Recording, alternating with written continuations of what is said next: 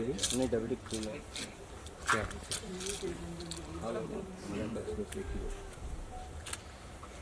Sir, या चित्रपटांसाठी जी कलाकारांची निवड तुम्ही केली आहे तर ती काय लक्षात ठेवून केली असं मला जाणून घ्यायचं किंवा आम्हा सर्वांनाच जाणून घ्यायचंय.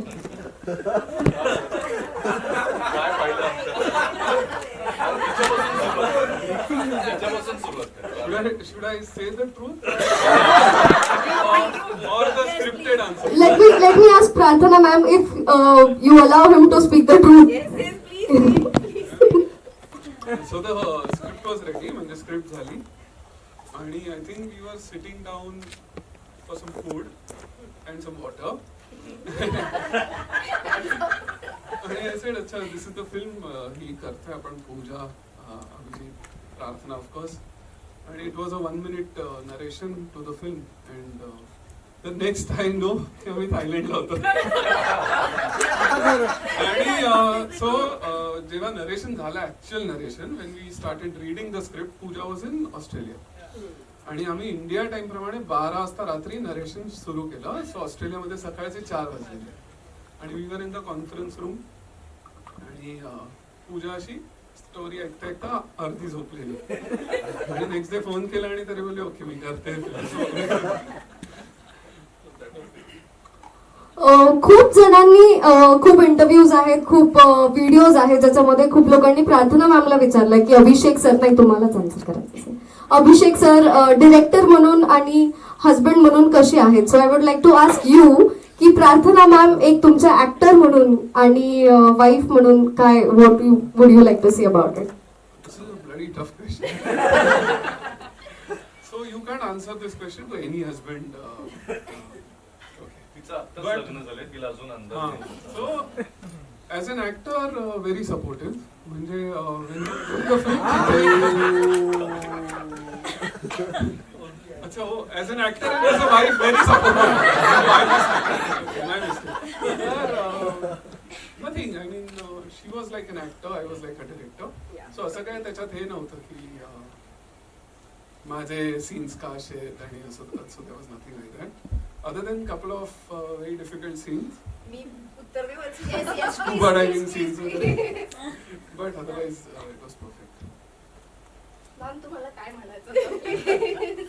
सो बेसिकली मी खरंच एक ऍक्टर म्हणूनच ह्या फिल्ममध्ये काम केलं आणि तो एक डिरेक्टर होता आणि तो खरा माझ्यावर खूप चिडायचा पण डिरेक्टर म्हणून आणि मला एक ऍक्टर म्हणून सगळं ऐकावं लागायचं. तुम्हाला तो एक्सपिरियन्स माहिती आहे. जो बेसिकली तुम्हाला सगळ्यांना माहिती असेल की नाही, पण माझं ना आता एक सर्जरी झाली 6 महिन्याआधी गुडघ्याची, माझं लिगामेंट तयार झालं होतं. सो त्याची सुरुवात झाली होती थायलंडपासून. तिथे मी खूपच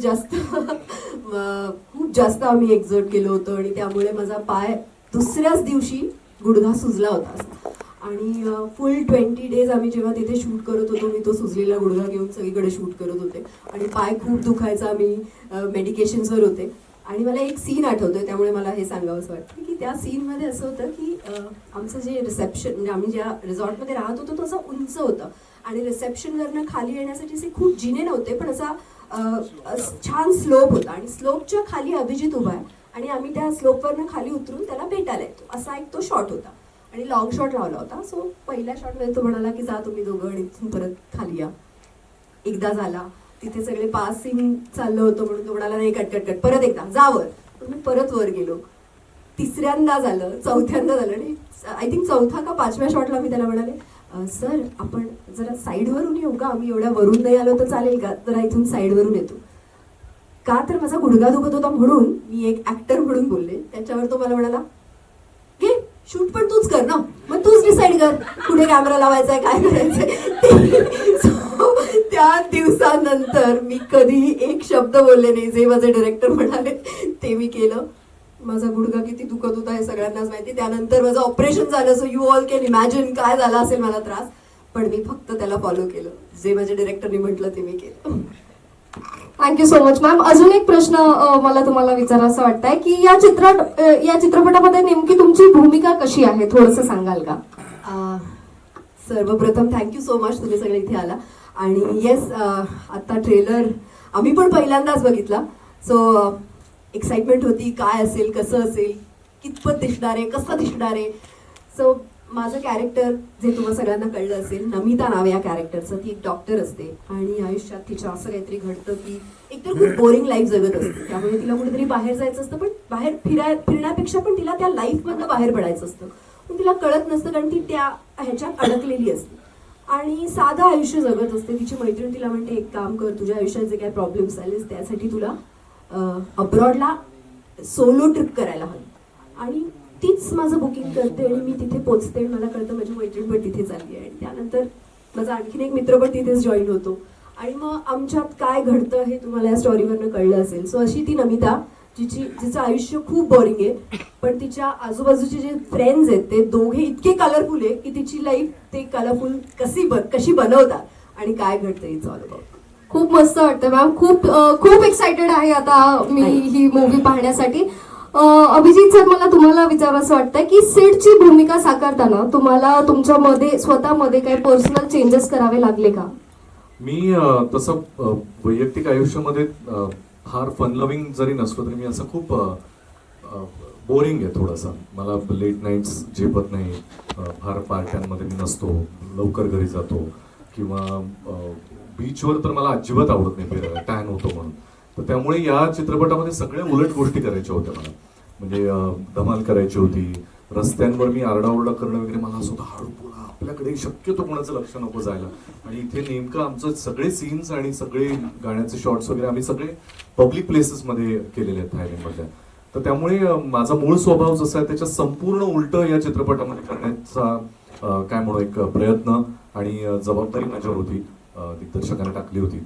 पण मी एका पॉइंटला सगळं झापडं बंद करून जाऊ द्या, आता आपल्याला करायचं तर आपण ते केलं पाहिजे असं म्हणून प्रयत्न केलाय. आय डोंट नो कितपत ते जमलंय ते आता तुम्ही चित्रपट बघून मला तुम्हीच सांगा. So it was pretty challenging. थायलंडचं शूट दमवणारं होतं, पण अर्थात 2 मैत्रिणी आणि एका मित्राबरोबर आणि बाकी पण सगळे आमचे खूप जवळचे मित्र झाले. यांच्याबरोबर काम करताना आपण काम करतोय असं वाटत नव्हतं. म्हणजे इट वॉजंट अ टास्क की आज सकाळी उठून चला आता शूटिंग करायचं, एवढे तास काम करायचं आणि घरी यायचं, असं नव्हतं. त्यामुळे रोज काहीतरी नवीन करायला, नवीन जागेत शूट करायला मिळत होतं. त्यामुळे इट वॉज व्हेरी एक्साइटिंग आणि ती केमिस्ट्री आमची पडद्यावरही तुम्हाला दिसेल या कथेमधून. ती बघून तुम्हीच सांगा मला कसं वाटतं. Thank you so much sir. Pooja ma'am, मला तुम्हाला असा प्रश्न विचारायचा की first of all you tell me about your character, की तुम्ही काय कॅरेक्टर प्ले करताय, कसं आहे तुमचं शॉर्टमध्ये कॅरेक्टर? नमस्कार, very good evening to everyone.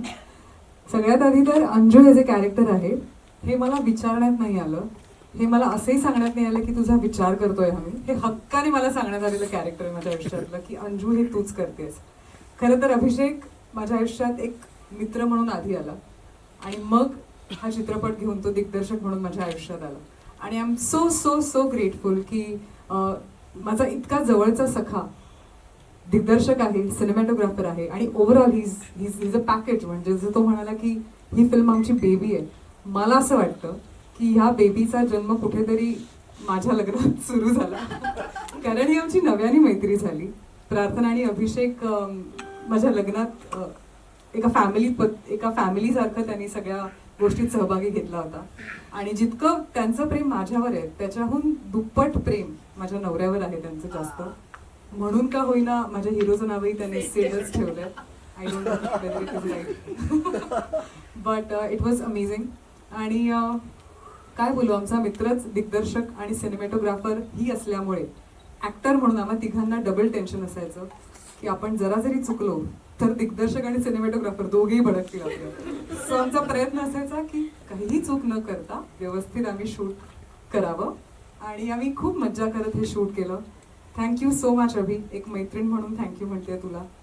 Anju म्हणून मी जे कॅरेक्टर जगले ते ओव्हरऑल कॅरेक्टर मी माझ्या लाईफमध्ये कधीच जगले नव्हते. अख्ख्या माझ्या आयुष्याचं जे आउटगोईंगनेस आहे किंवा काय म्हणतात फुल ऑफ लाईफ जी मी साकारली आहे अंजू म्हणून, ती या कॅरेक्टरमध्येच मी साकारली आहे. So thank you so much for that. During the shoot आता मे बी 21, 25, 30 डेजचं शूट होतं. सगळ्यात सेटवरती सगळ्यात मस्ती कोण करत होतं? विच मीन्स डिरेक्टर सरांना राग. ज्यांना वाटतं त्यांनी एक स्टेप मागे जावं. अभिजित खांडकेकर ऑफकोर्स, तुम्हाला फार असा साधा सोजवळ दिसतो तो, पण एक लहान बाळ दडलंय त्याच्यात. हो ना? सगळेच मस्ती करत. एक आम्ही सीन करत होतो सनसेट. ऑफकोर्स आम्ही फुकेटला होतो मॉन्सून मध्ये, so you don't get that sunset. So मी 3 वाजता जाऊन बसलोय. Amazing sunset, bright daylight, waiting for the actors to come, or forget actors, crew to come.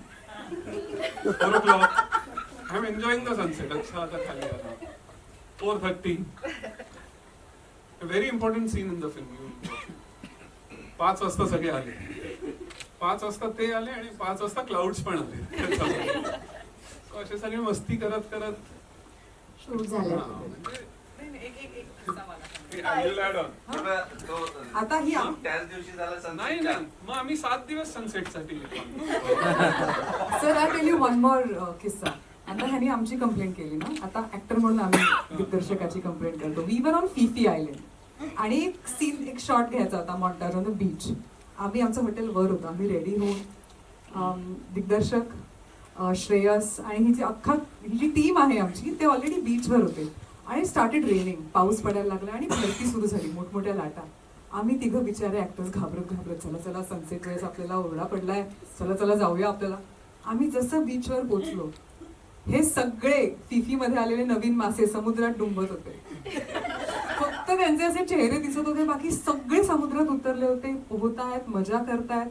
आणि आम्ही ऍक्टर्स तिघे असे आता शूट कोण करणार, तर आमचे दिग्दर्शक पाण्यातून या तुम्ही पण या करू शूट. असं करत आम्ही फिफी आयलंडवर एक संध्याकाळ खूप मजा केली. प्रोड्युसर म्हणून अभिजित कसं आहे विचारायची गरज असते. सो ओव्हरऑलच ही जी मजा आहे ती 3 एप्रिल पासून आपल्या सगळ्यांच्या भेटीसाठी येते, सर्व चित्रपटगृहात येते. तर सर्वांनी आवर्जून पहा हीच विनंती. मॅम मला असं वाटतंय डीजेचा बेस एकदा वाजला पाहिजे आणि सगळ्यांनाच एंटायर टीमला म्हणजे producers, co-producers, I would like to invite everybody on stage. एकदा डीजेचा बेसवर आपण काम करणारी जी टीम आहे ती डान्स करते. सर तुम्ही पण या. एखाद स्टेप तर करू शकता सर तुम्ही. रुचिरा सावंत, काजल काटे. वाजलंच नाही, इतकं चांगलं शब्द आणि कॅची टून हवे. तर सरांचं असं आहे की सरांना आवडली एखादी गोष्ट तर ती लगेच आवडते, इन्स्टिंग. नाही आवडत तर नाही आवडत. ह्या मूवीमध्ये अजून एक सॉन्ग आहे, ते मला क्रॅक करायला खूप वेळ लागला.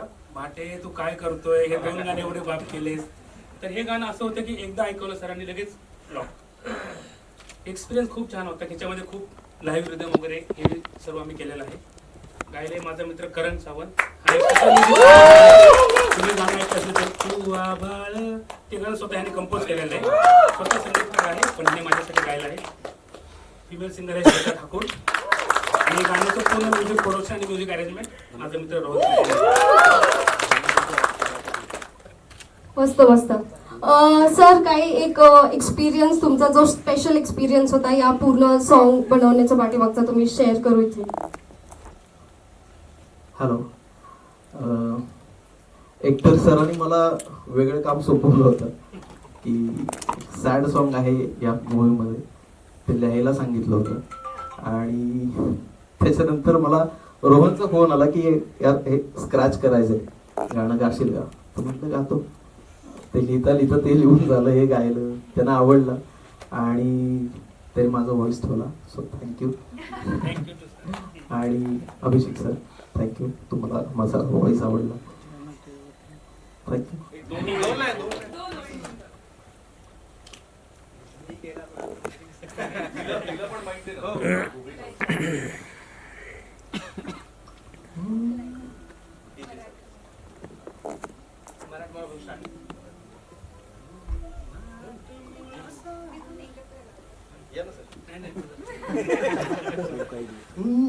मराठमोळा साजलंय वारी तुझा पिना, डीजेचा बेस ग तुला सोड ग, बीट ही वाजते ठेक्यात पाय ग.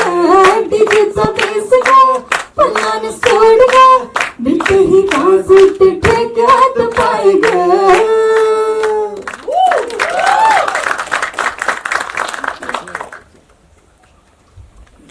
Thank you so much. Thank you sir. एक मिनिट हुक स्टेप काय? ज्यावेळेला ऐकत होता त्यावेळेलाच कळलेलं की हे गाणं खूप मोठं गाणं आहे. आणि मी असं म्हणेन की I am lucky that I have got this song. Composition is lovely. ज्या प्रकारे यांनी प्रोडक्शन पूर्ण केलंय गाण्याचं ते खूप सुंदर झालं. ज्या प्रकारे व्हिडिओ शूट झालाय, हे 3 सुपर एकदम जबरदस्त कलाकार ज्या वेळेला स्टेजवर उभे राहतात आणि मग परफॉर्म करतात आणि मग असे एकदम मला असं 2 दिवस मी शूट पण केलं. तर पहिलं तर असं ह्यांच्यावर मी पण स्टेप करणार, थोडासा होता धडकी. But it was lovely experience. मला खूप मजा आली आणि थँक्यू सो मच तुम्हा तिघांना. ॲक्च्युली तुम्ही तिघांनी मला ज्या प्रकारे समजावून घेतलं, असं समजून घेतलं ना की हा चल it was a lovely experience. आणि आय थिंक आमचा सगळ्यांचा एक खूप ऑनेस्ट प्रयत्न आहे आणि तो लोकांपर्यंत पोहोचतोय आणि खूप चांगल्या पद्धतीने पोहोचतोय. ती एक चांगली गोष्ट मला वाटते. आता पुढे बघूया, अजून चांगलं होईल. आय थिंक ह्या वर्षाचं सगळ्यात मोठं गाणं असेल.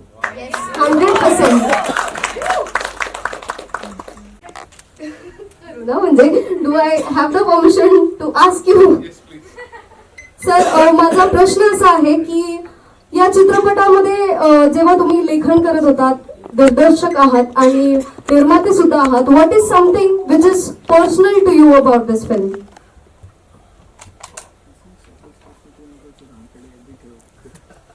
Hello. So when you make a film, जेव्हा आपण एक फिल्म बनवतो, it's like a baby. So you nurture it, तुम्ही मोठं करता and then you let it out, you get her married. So तसं आहे. The marriage is on 3rd आणि so I have kind of raised it with some love and lot of anger. So film is a mixture. I think I have gone through all this. Everybody must be going through. All filmmaker goes through ups and downs in making the film. So it is never a smooth journey, but at the end of the day, when people like it, then it is fruitful. If they don't like it, you run away. So let's see. Sir, touch wood, so far so good. Everybody is loving it. Is it right? Am I right? Abhijit sir, या चित्रपटाचे सहनिर्माते म्हणून ही कथा आणि चित्रपटाची संकल्पना निवडताना तुम्ही काय विशेष पाहिलं? नाही, मी याचं संपूर्ण क्रेडिट अभिषेक जावकर आणि प्रार्थना बेहरे यांना देईन. प्रार्थना माझी खूप आधीपासूनची मैत्रीण. ऑलमोस्ट 15 वर्ष आमची पहिली मराठी फिल्म आम्ही एकत्र शूट केली होती, जय महाराष्ट्र दाबा बटिंडा. अनफॉर्च्युनेटली त्यांच्या लग्नामध्ये मी उपस्थित राहू शकलो नाही आणि पूजा सावंतच्या लग्नामध्ये आमची परत एकदा ओळख झाली आणि आम्ही पुन्हा एकदा संपर्कात आलो. तर सहनिर्माता असेल किंवा इतर काही असेल, हे फक्त टॅग्स आहेत माझ्यासाठी, कारण मी याच्यामध्ये पूर्णपणे आर्टिस्ट म्हणून इन्व्हॉल्व होतो. असं कुठलंच काम नव्हतं जे आमच्या टीमपैकी हे माझं नाही आहे, हे याचं आहे.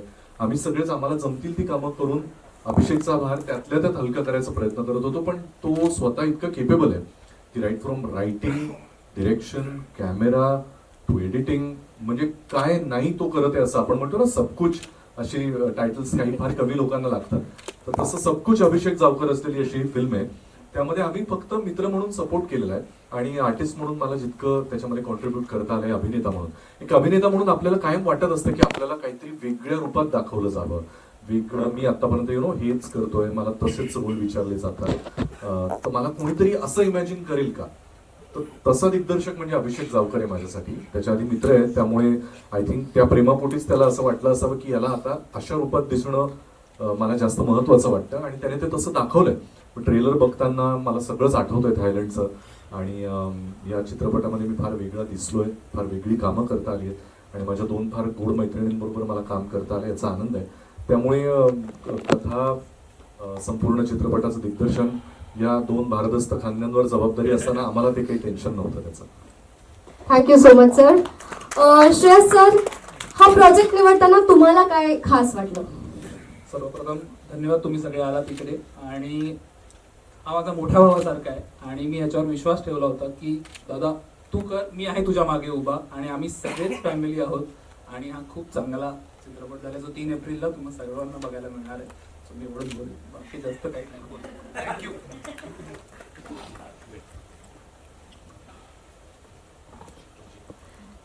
शीतल मॅम, हां बोला. मी कंटिन्यू करेन अभिजित सरांना. सेम हे फक्त टॅक्स आहेत माझ्यासाठी. मी इथे फक्त जावकर कपल या दोघांमुळेच आहे आणि त्यांच्यासाठीच आहे. विदाऊट सेकंड थॉट मी याचा भाग बनले. कारण हेच होतं, मी म्हणजे पैसे किती काय हा सगळा माझ्यासाठी सेकंड पार्ट होता. मला त्यांचं जावकरांचं म्हणजे अभिजित शेख सरांचं जे काही प्रोजेक्टकडे बघण्याचा जो काही दृष्टिकोन असतो तोच इतका कमालीचा वाटतो. त्यामुळे मी ह्या चित्रपटाचा भाग बनले. आणि थँक्यू, तुम्ही मला खरं तर इतकी मोठी अपॉर्च्युनिटी मी म्हणते याला दिली. आणि गाणी इतकी अप्रतिम आहेत, त्यामुळे मी पुढची कधी मूवी रिलीज होतोय आणि मी तो संपूर्ण मूवी बघते असं मला झालंय. आणि अभिजित सर म्हणजे काय बोलू मी. So thank you. आणि चित्रपटगृहात आपण हा चित्रपट नक्की बघूयात, कारण मला आत्तापासूनच महाराष्ट्राच्या काण्याकोपऱ्यातून फोन येतात आहेत की आम्हाला या चित्रपटामध्ये खूप इंटरेस्ट आहे, आम्हाला स्क्रीनिंग करायचंय. सो मी डेली इतके कॉल्स घेते ह्याच चित्रपटासाठी आणि तो तुम्ही 3 तारखेनंतर बघतालच. So thank you so much. Thank you so much all of you. Thank you. सर्वात अगोदर सरांचे खूप खूप आभार, अभिषेक सरांचे. त्यांनी मला खूप मोठी ऑपॉर्च्युनिटी दिली. आणि जेव्हा हे गाण्याचं ब्रीफ मला सरांनी दिलं होतं, सर मला असे बोलले होते की आपल्याकडे ऑलरेडी एक हिट गाणं आहे, ओल्ड सॉन्ग सख्य ग साजनी, तर त्याला आपल्याला बीट नाही करू शकत, पण ॲटलिस्ट तितक्या ताकदीचं काहीतरी बनवता आलं तर बघ. तर जेव्हा मी सरांना फर्स्ट टाइम ऐकवलं तेव्हा सरांनी 2 दिवस वेळ घेतले. मग सरांनी मॅमनी मला दोघांनी पण कॉल केला गाडीमधून. बोलले माझं आडनाव भटे आहे पण ते फक्त दोघं मला भाटे बोलतात. ते बोलले काय गाणं बनवलंस, काय गाणं. तर सर खूप खूप धन्यवाद मला ही खूप चांगली ऑपॉर्च्युनिटी दिल्याबद्दल. बाकी गाणं कसं झालं हे मी किंवा माझी टीम सांगण्यापेक्षा तुम्ही मला सांगा तुम्हाला कसं वाटतंय गाणं.